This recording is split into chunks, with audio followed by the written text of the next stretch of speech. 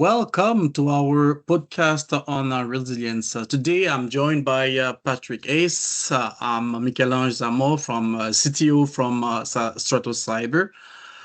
Pat, before we start, can you just say a couple of words about your background and before we start?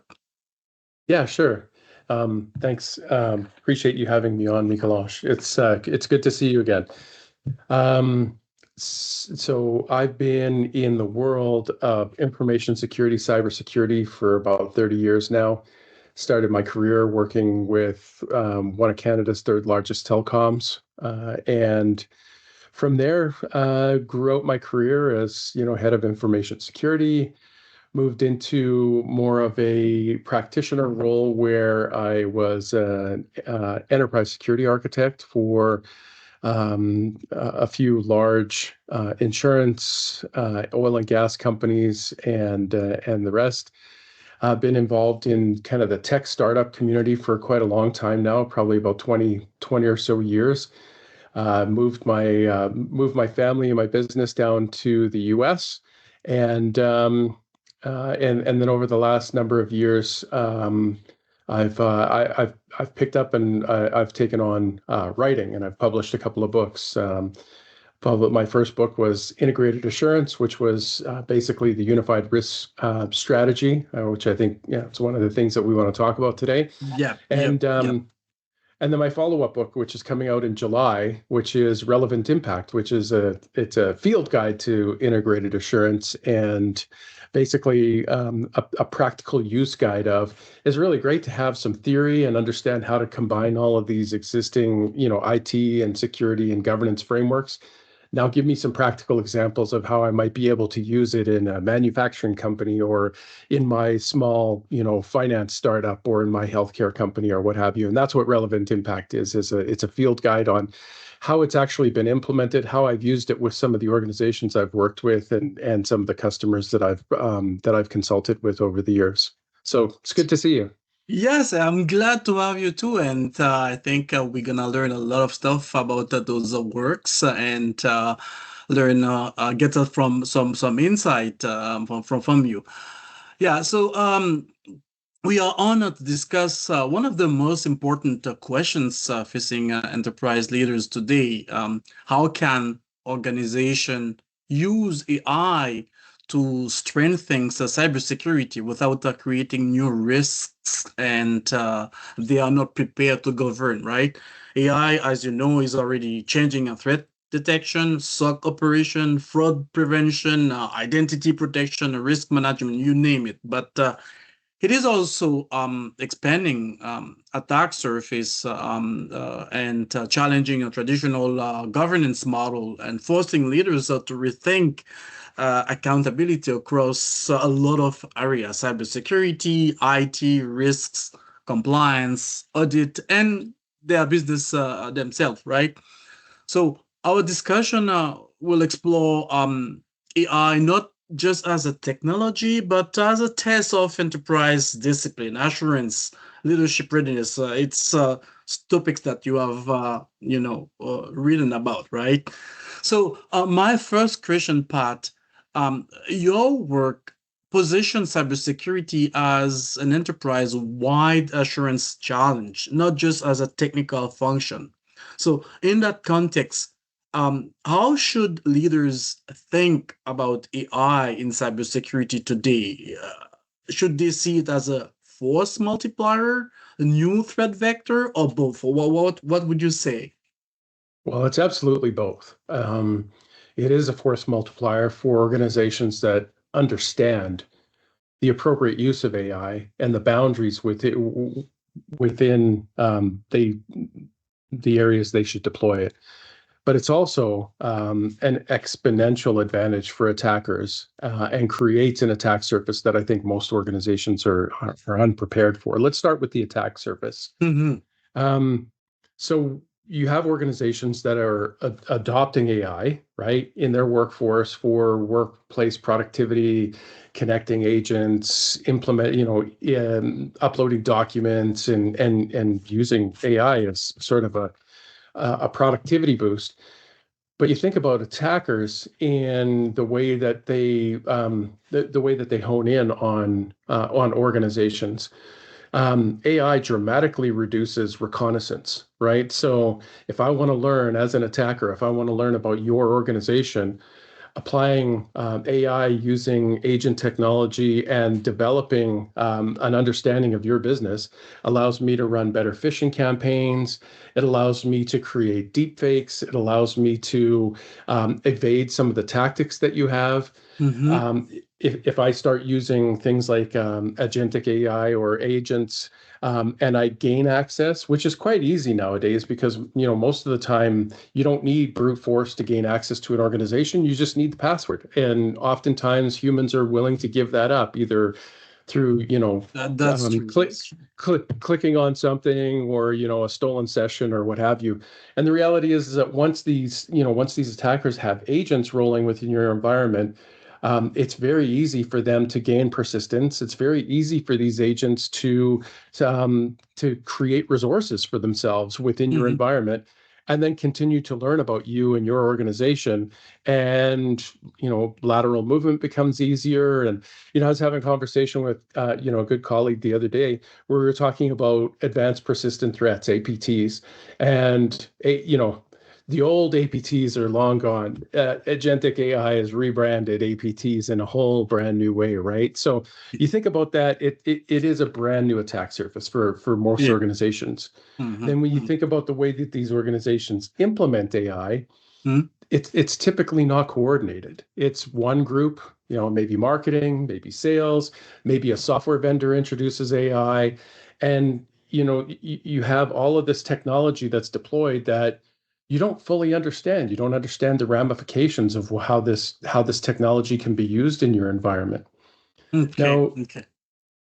if you think about it from a defense perspective, right? So you asked the question, so how do defenders use AI? And maybe that's a further question, but I think that there's a lot of advantages from a defender perspective for the use of AI, and maybe we can get into that as we kind of roll this out. Because I don't think AI is all bad. I think that there's some really good qualities to it. I think the challenge is that attackers understand it far greater than organizations deploy it. Mm-hmm. That's true. That's true. So then, to follow up on that strategically, um, if you compare the AI wave to earlier wave of digital transformation, cloud adoption, the internet itself, or automation, so what is so different fundamentally? Is it Fun. because the easy Yeah. to install agent? What is fundamentally different? So what is fundamentally different? So let's talk about cloud transformation, for example. Hmm. That's an infrastructure change to how the business's IT systems operate and how they work. AI is a trust-based decision infrastructure, right? So when you're moving from, on-prem compute to cloud compute, you're moving a known capability to another known capability that just does it in a little bit of a different way. What Mm-hmm. you're doing with AI is you're moving where decisions are made, not where infrastructure is. And that's a big delineation, right? So if you have this new technology and capability that is capable of making decisions on behalf of your people and your organization and through your workflows, that's a far greater impact than whether you move to serverless or you have your cloud computing environment that scales and contracts as your business needs. That's not intelligent, right? Because it's not really making decisions. It's making it's determining capacity and compute, whereas AI is actually making decisions on your behalf. Now, trained decisions, which comes with its own problems, but definitely what you're not moving infrastructure, you're moving decision making. That's the difference. Mm-hmm. So that means, if I understand correctly, it's like moving the brain that used to be in your organization outside of your organization so that decision can be made. Is that what you mean, right? Well, it's enabling faster decision making. The challenge comes in when you look at the two types of decisions that are typically made within an organization or by humans. Mm-hmm. There's deterministic, right? Logic and decision making, which is if I do this, then that, right? It's pretty, in the world of security, we know that, right? Like we've written lots of detection rules and correlation rules around if this, then what, right? But when we get into probabilistic, right, where you're actually thinking like a human and you're saying, if I was an analyst, if I was if I was a risk manager, if I was a business executive, I would look at the problem this way, and here are my possible outcomes, right? So you're talking probabilistic logic Yeah, now. yeah, yeah. The challenge with probabilistic logic, and when you move that into your decision-making capability with AI, is that first of all, AI likes to please its users, right? So its typical first response will be to try and please you.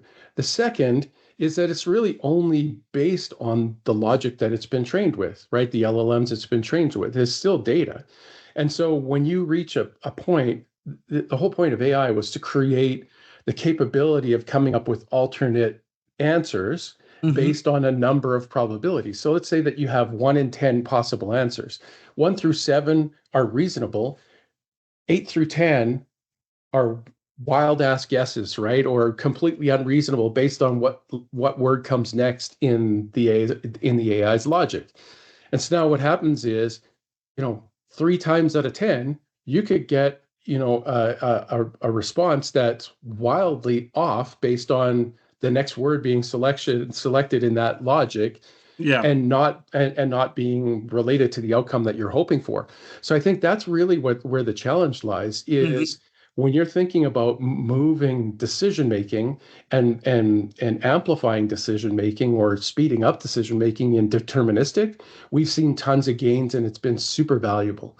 When you move into probabilistic, that's when you get things like hallucinations or just outright lying, or you get biases or other things that create, significant challenges for organizations that are not just technical. They can also be, public relations or legal issues.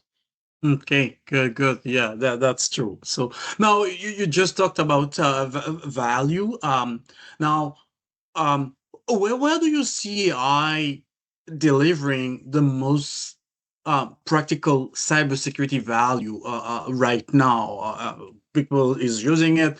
So is it on the SOC 3I side, threat detection, fraud prevention, vulnerability management, third-party risk, or somewhere else? Where do you see the value that you just touch on? Where is it a delivery?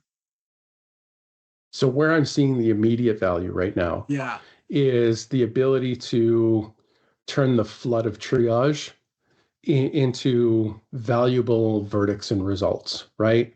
So when you think about the traditional organizational SOC, or if you're an MSSP or what have you, that incoming flood of data, at the very top of that funnel, it's is this real or is this not real?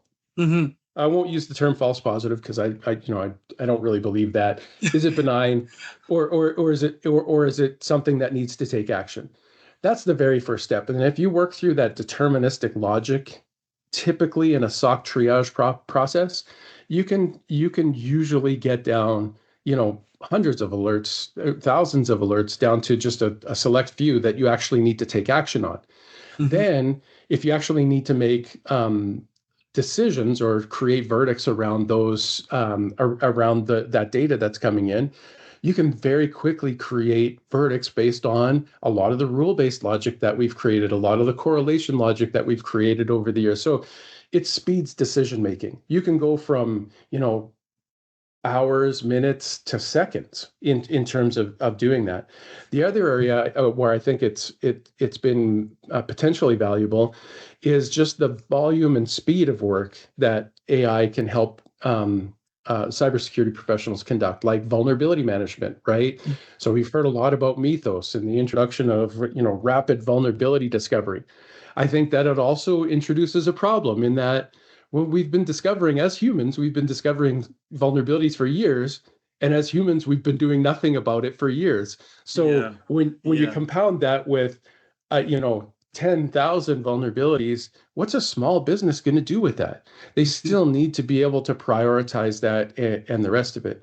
Where I do actually see a lot of the confusion in the market is around, that term of AI SOC and let's just have AI do everything.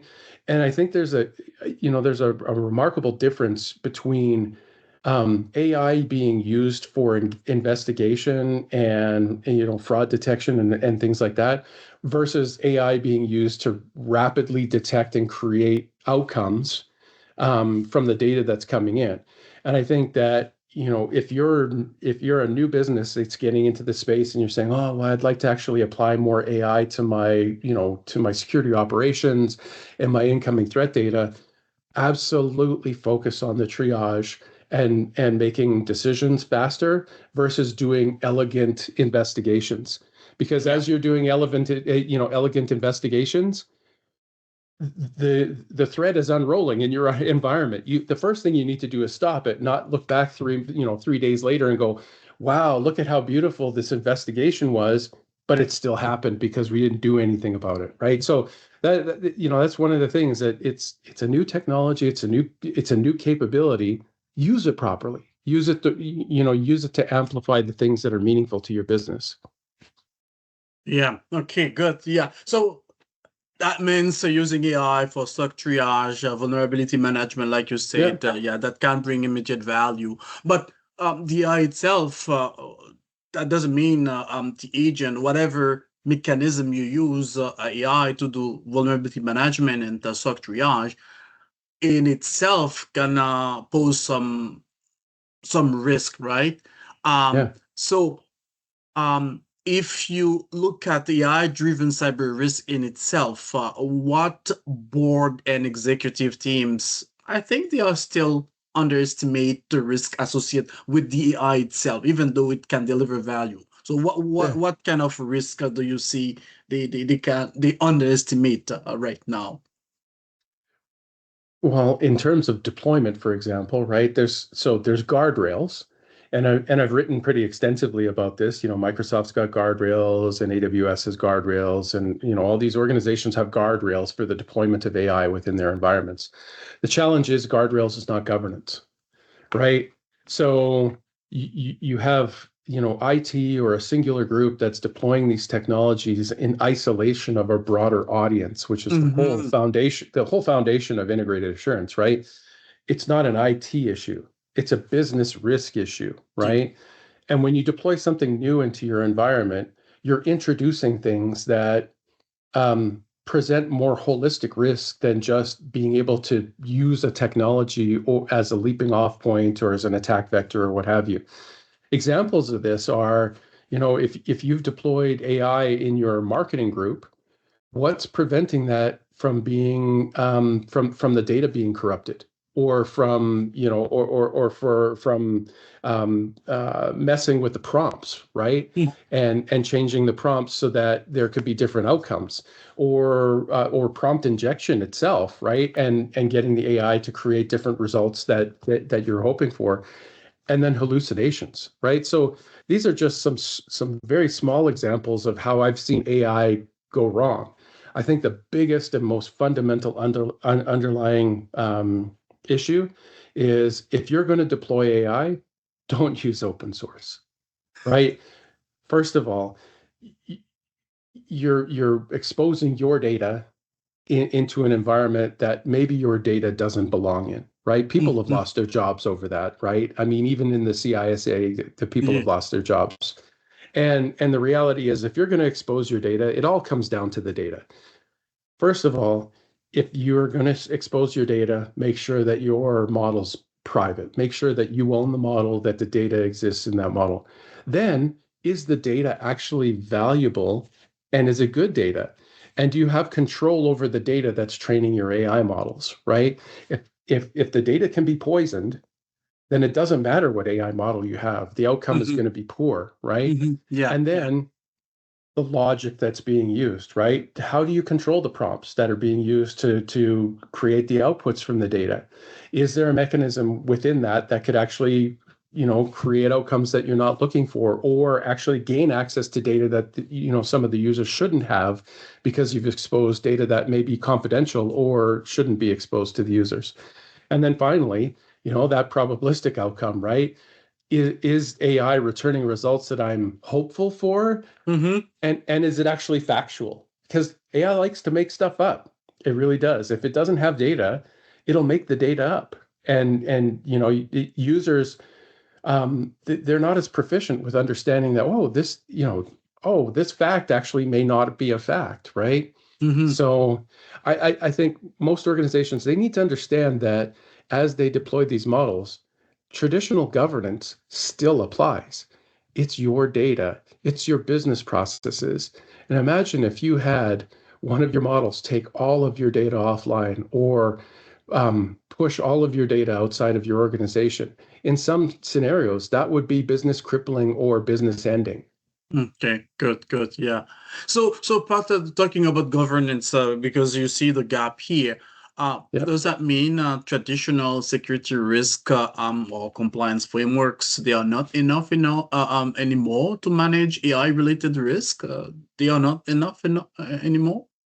If you take, I don't know, NIST cybersecurity framework, would you use some other AI related framework to manage AI related risks? Do we need that, or do we need to introduce? Because I know you have written about the integrated assurance, so I have a question about that. I don't know. Do we need something else beyond the traditional framework to manage AI risk? What would So you say? I would say the traditional frameworks still matter, right? Okay, But they were but are really, they enough? yeah, they were really built more for static systems and traditional infrastructure, right? Now, having said that, there's a lot of organizations, a lot of framework related standards organizations that are already starting to publish AI directive work, right? Mm-hmm. NIST, and I've recently worked on the NIST RMF framework for AI, right? The risk management framework for AI.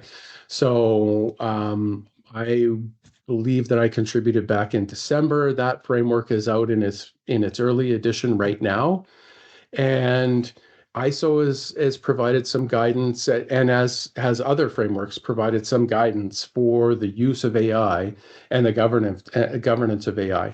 And I think that's good, right? So I also want to be pretty clear about something. So integrated assurance is not a framework, it's a model.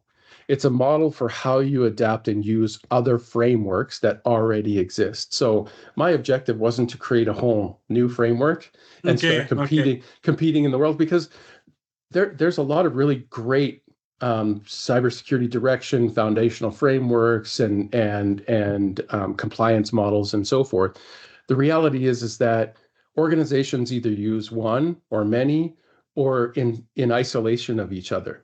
And I think that's been my biggest challenge. The larger the organization, the more standards and frameworks you're going to find, and the more you're going to find that they don't integrate with each other. They don't speak with each other. It's like I had a friend call me one time. He says, "Hey, listen, I've actually just gone through a risk assessment with my organization, and we're looking for a standard that we can implement for, XYZ. It's an IT standard." And I said, "Don't create one. What do they use? Do you have ITIL? Are they using COBIT?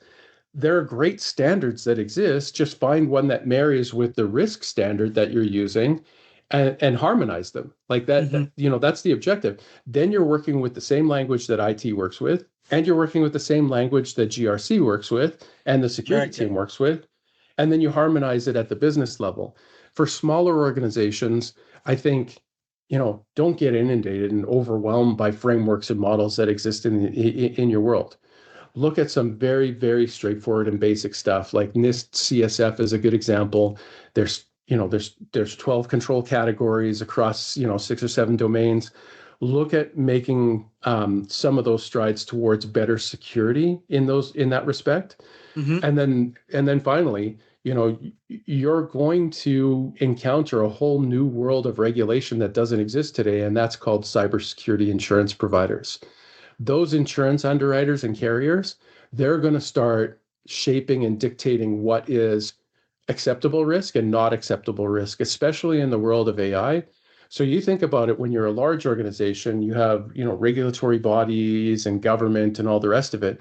But if you're a small organization, you're like, all this framework junk. Mm, I just need to have some security in place. The mhm, reality is that more and more often, cybersecurity insurance is becoming the driver for having the proper controls in place, because essentially what you're doing is you're transferring your risk to a third party that will pay you if you have a breach or a business outage or an interruption, so mhm. that you can potentially recover, right? If they find your risk unacceptable, well, you're going to have to be able to remediate that. So focus on the super important things, right? Your human attack vector, the protection of your data, and some of the common ways of getting there, and stop looking at all the frameworks give you direction, right? There's some really basic security things that you need to do that will protect you. But as you go more and more into the AI space, there are going to be there's going to be some driving forces that will create more framework like regulation, whether it's from insurance providers or whether it's from the frameworks themselves. My goal is to help the companies I'm with navigate that with what exists. Okay, okay. Thank you. Very full, very insightful information. Okay. So you're right about the integrated assurance part. So what does that look like when applied specifically to AI enable cybersecurity? Uh, what can you tell us about integrated assurance if we want to apply it to AI um, enable So cybersecurity? So I think whenever I talk about integrated assurance, I'm talking about connecting data, decisions, and controls and accountability, right? To business drivers and business outcomes. It's not about it's not about creating more policy, really. It's about making sure that when you deploy something, it's been deployed securely in a fashion that it can't be used in a way that could cause damage to the organization or create an outage or what have you. And whenever you think about integrated assurance, and so you think about assurance, a lot of people think, oh, that's an accounting term, or that's a security term. The Mm, reality is it's a business survivability term in my eyes, right? So assurance could mean that you lose your payroll systems for 3 days, 2 days before your payroll needs to run on a Friday, right? That may not have been a cybersecurity incident that created that issue, but it's an incident that creates a lack of assurance within your organization, which leads to a whole number of things that kind of that fall out of place as you go through it, right? So okay. when a business lacks a fundamental shared understanding of how things should be running, how systems should be deployed, and what is the business outcome of something not working the way that it should be working. That's what I mean by assurance, and Okay, and and okay, that's what I see. and that's where I provide business guidance around, you know, if you want your systems operating in a fashion that you can count on them all the time, then they need to be deployed based on certain standards, and those standards can be dictated by COBIT or ITIL, or they could be dictated by cloud standards or your AWS standards or your GCP standards. And then Mhm. once you have some level of assurance that those things are operating the way that they need to be, then you need to monitor to ensure that they're actually operating that way, that they actually have the proper security controls in place. And that if something isn't right, if you have a security incident or an IT incident, that you have the proper protocols to follow to engage the right stakeholders, so that as you go through recovery, you're recovering securely, you're getting back online as quickly as possible to lower the financial impact to your business, and that you understand fundamentally what you did and how to improve it, so that your new normal becomes a new normal, right? Not just Okay, status quo. okay, I see, understand. Now, in this well, not framework, but model, is Yeah. there anything to measure AI security governance, so that an organization can tell whether his AI governance is mature, rather than fragmented, cosmetic, or performative. Is there anything that or how can an organization use this model to measure to tell that? So. Yeah, I mean, real maturity shows up when when something goes wrong, right? When an organization is operating under pressure, obviously that's not the time to learn whether you Mhm, have the right controls in place or whether or not AI is doing what it needs to do. I think it comes back to the fundamentals. Um, what data are you using? What are you using it for? mhm, Who who has access to it? Do you actually own the AI model or is it an open source model, right? Just a generally available model. And what level of controls are around how people use it? And how do you monitor for whether the output is factual or not, or accurate or not, or what have you? So, the worst thing that could happen is, when you start losing trust, and I have a term that I like to use a lot, which is called trust velocity, right? The loss of trust happens at a much faster pace than the gain of trust. So if you start losing trust with your employees, with your stakeholders, with your customers, with your suppliers, and with the market in general, it becomes incredibly difficult to gain that back. mhm, AI has the capability of amplifying that loss of trust in a velocity that most organizations would find catastrophic, right? So let's say that you have a human breach, right? mhm, Now let's say that it's been amplified by attackers using AI or agents, right? And instead of having a business email compromise, you have multiple failures as a result of that business email compromise because the attackers' agents are setting up rogue websites on a rolling basis to go and have employees sign up with their 401k data or their mhm, retirement fund data or what have you. And every time it changes and it rolls out to a new unit, let's say you're a global organization and keeps rolling out, but it changes and morphs and changes, right? When you lose trust at that speed, it's super hard to recover from that. So when you think about governance, like I said, the data, who owns the data, and and what guidelines do you have around how that data is used and accessed? Who owns the connections to that data? Who owns the APIs to that data?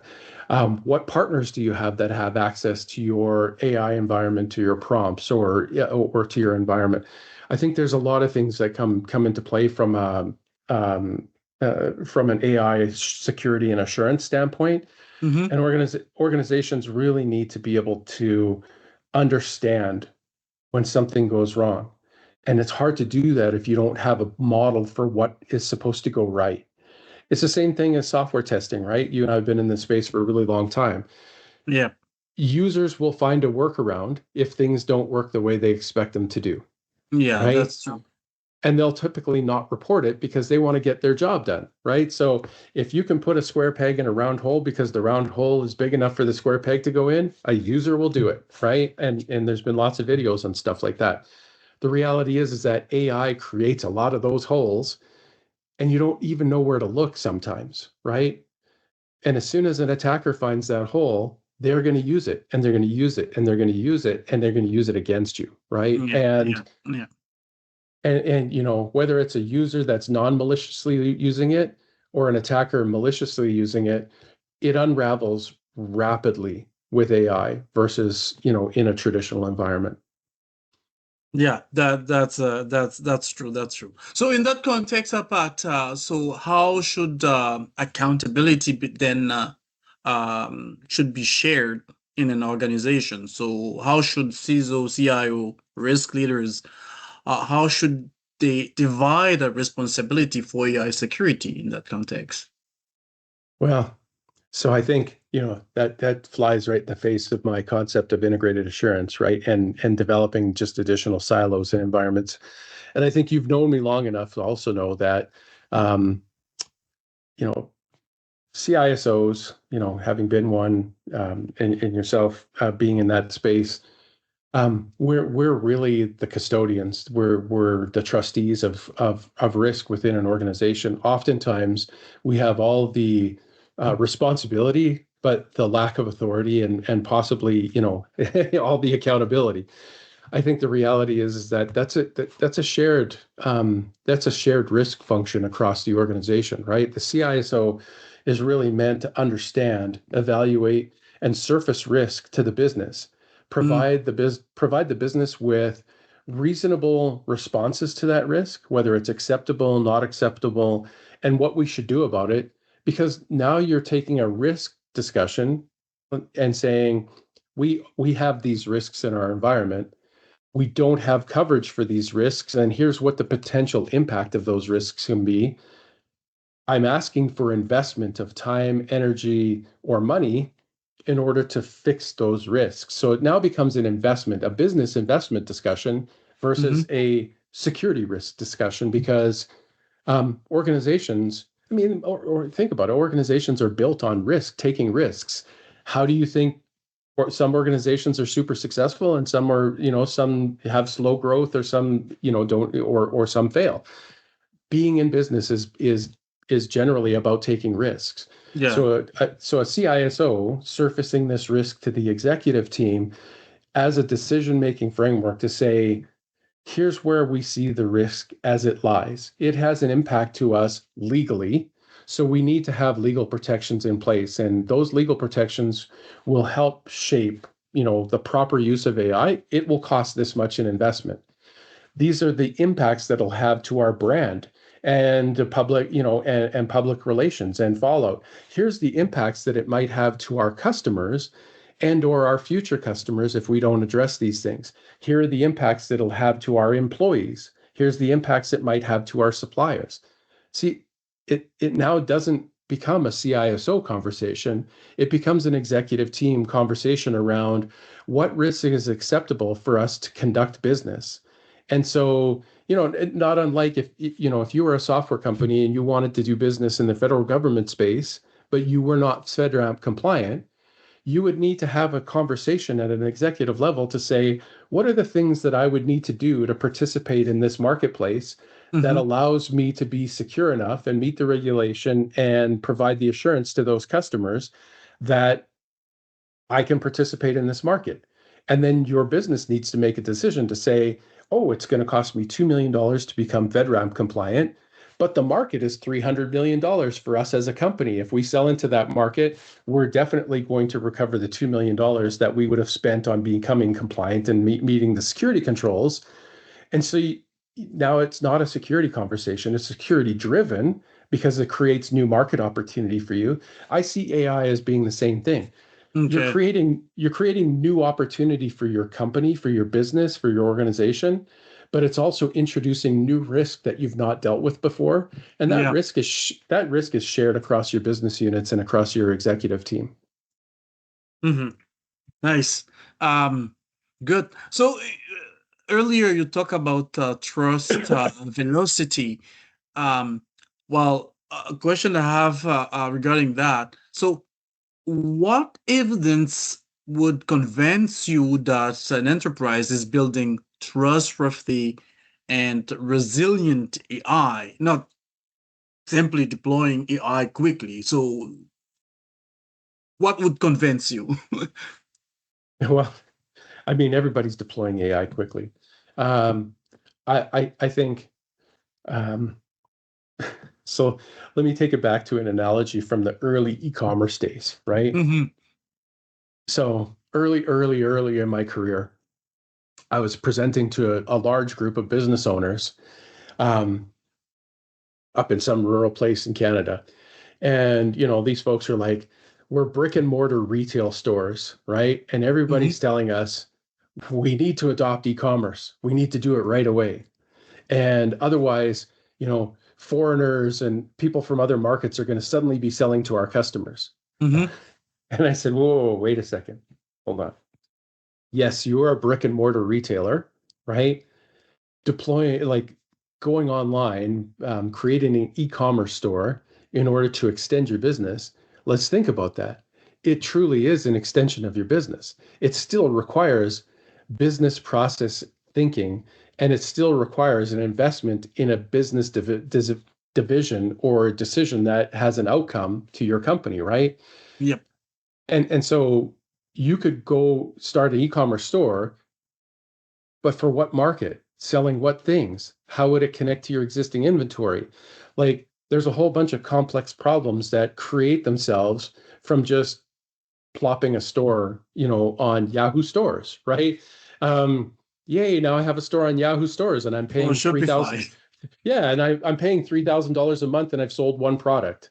And I've had none of my existing customers churn because I was scared that other retailers were going to, sell into my market, not thinking about all the logistics and all the other things.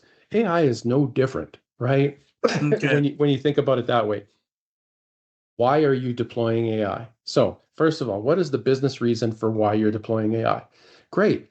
What are the measurable outcomes that you're expecting from that AI when you deploy it? Now, I'm not saying security stuff here, right? Yeah, yeah, yeah. But Business it, yeah, but decision. it does feed the governance model.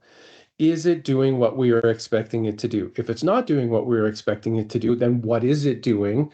And is it having a measurable positive impact on the business? If it's not, how much are we investing versus how much we're getting from this? I think a lot of organizations are starting to come to that realization right now that, wow, I saved a whole bunch of money on staffing and on, rapid time to business and processing and all that stuff. But they're also understanding, like they did with when they put all their stuff in the cloud and went, wow, look at my AWS bill. Now they're saying, wow, look at the usage credits that I need to pay for these AI models. And wow, look at these bad decisions that we've had to unwound, or look at this poor software that we vibe coded into our environment. So it's not unlike anything else in the assurance world, right? As security practitioners, what is the reason for you doing it? How does it support the business? What are the outcomes that don't support the business, or what are the impacts to the business when it doesn't perform properly? And then how do we monitor for those things when they occur? How do we monitor for hallucinations? How do we monitor for prompt injection? How do we monitor for data poisoning? How do we monitor for shadow AI, right? And Yeah. for data leakage and things like that. I think that's how you actually have to look at the deployment of AI. There's a lot of great uses within organizations. There's a lot of great use cases that produce, positive business impact. But if not done properly without proper monitoring and governance, those things can unwind very quickly. Like I said, losing trust in this space. Imagine you have a chatbot out there that allows for a user to buy a car for you for $2,000, $70,000 car. That's a real live situation that happened because Hmm. a user challenged a chatbot into providing them with, a great price on the car, and they had to follow through with it. I mean, I think Air Canada went through the same situation with one of their chatbots where a user manipulated the outcome of the chatbot because they couldn't predict what the AI model was going to do when the user wanted trained the AI model to please the user, right? So there's a lot about AI that I think as businesses we don't fully understand.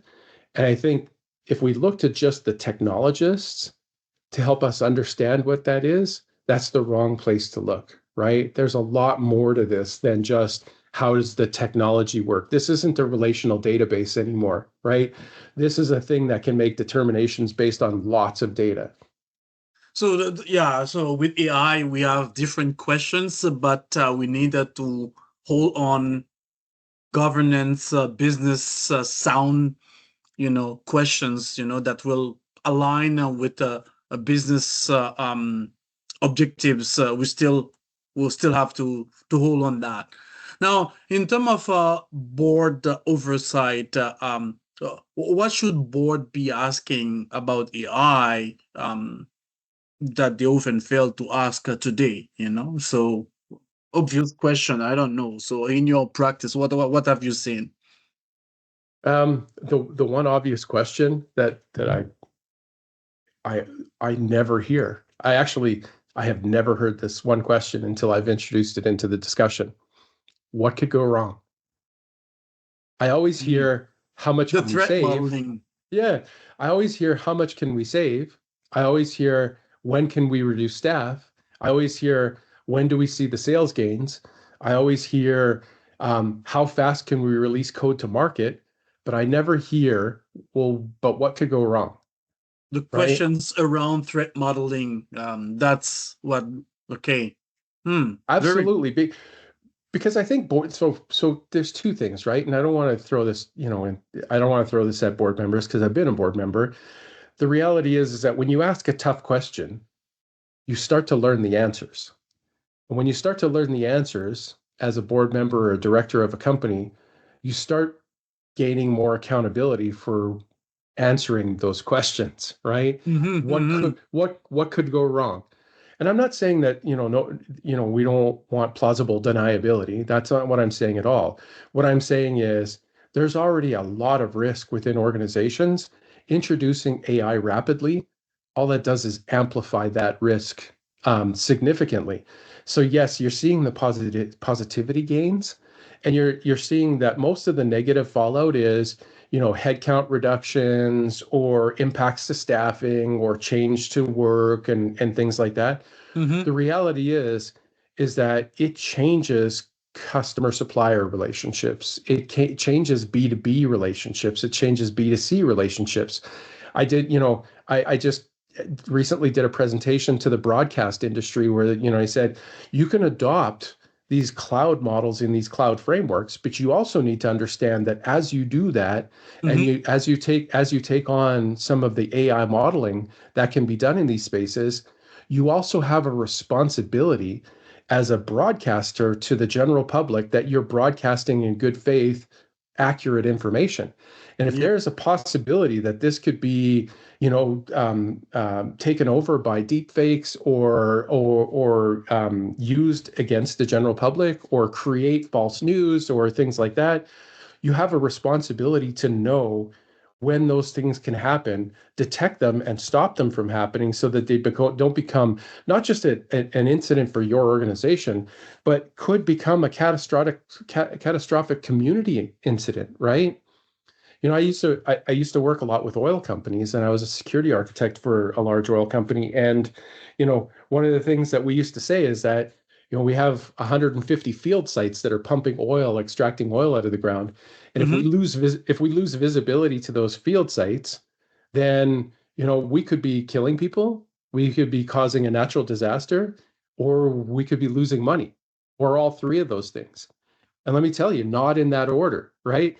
That's also, that's not the order that the executive are thinking from, the board are thinking from. They're thinking, I'm losing $100 million a day because I be? I don't see what my field sites are doing.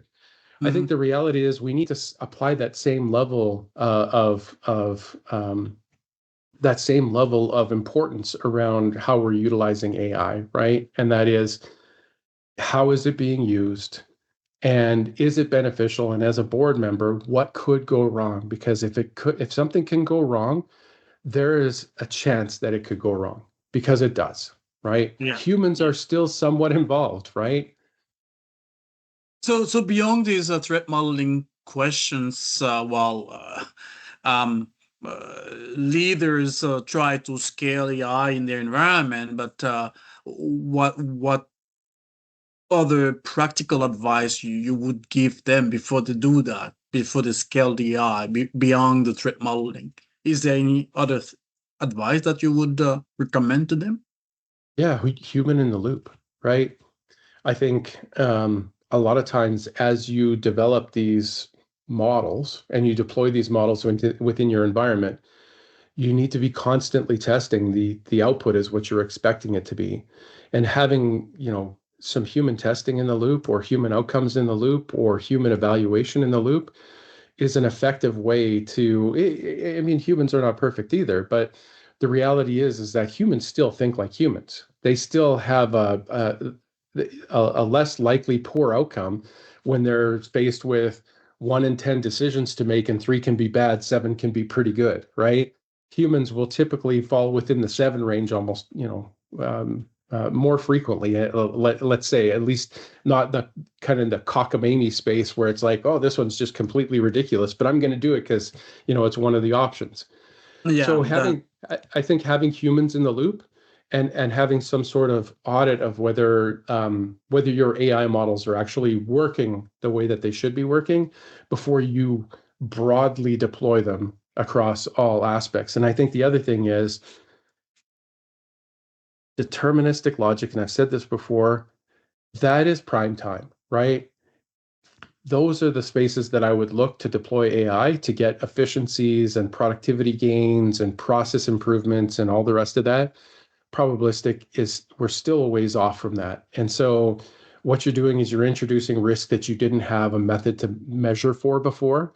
And Mm-hmm. so if there's no method to measure it, if there's no way of understanding, a poor outcome, maybe hold off on deploying into those spaces, because it's just going to introduce risk that you're unfamiliar with, and you're not going to have a way to measure a negative outcome until it's already too late.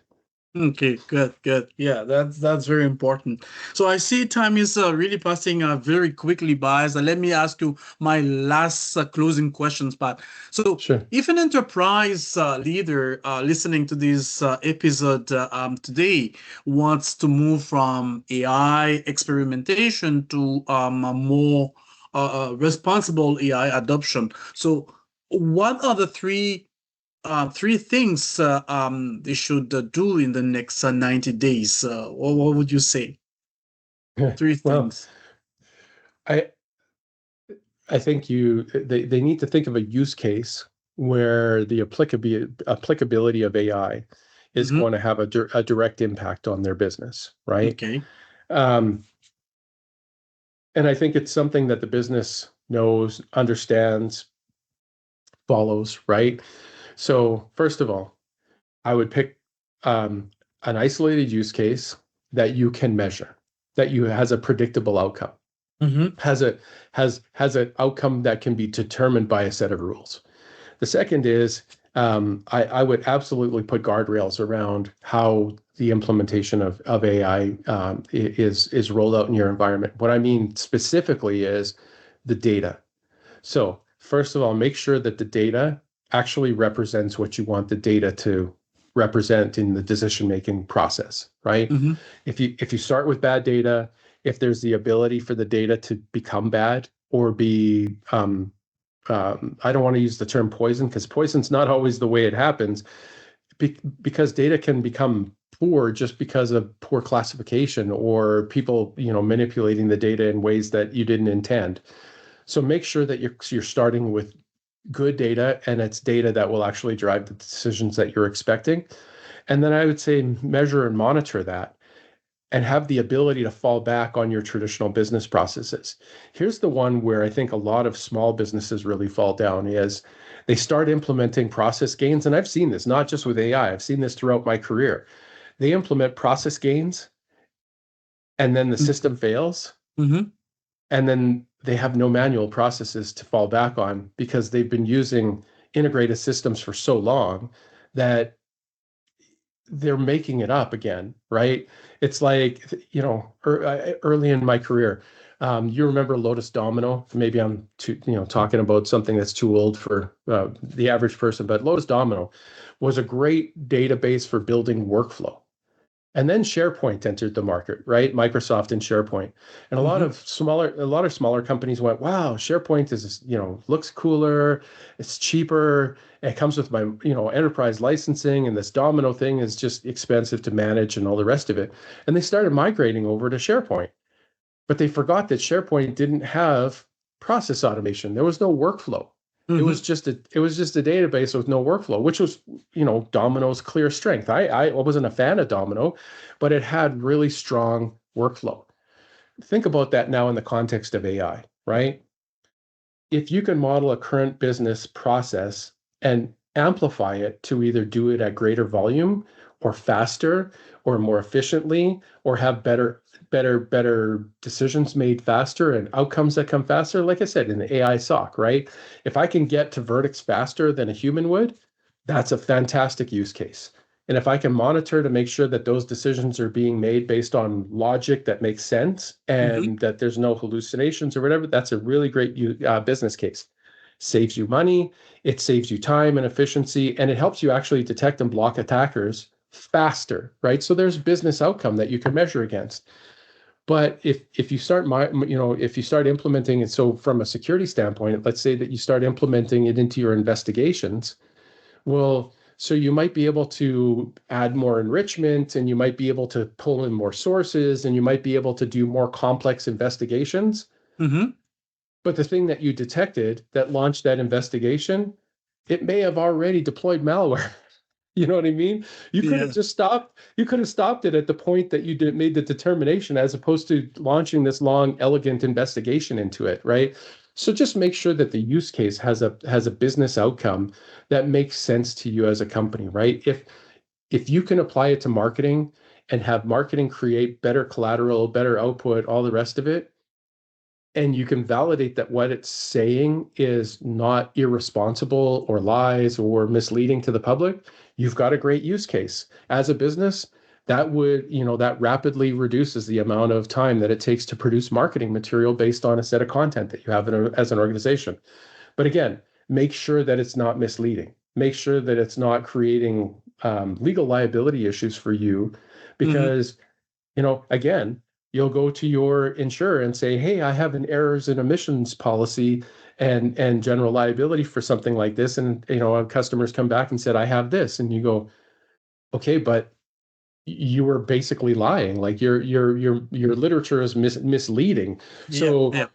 you were purposefully misleading. Whether the AI did it or you did it, you're responsible for the outcome." So again, none of this has to do with technology. This all has to do with responsible business decisions, right? Being a responsible business. Um, and that's, I mean, really, that's just all there is to it.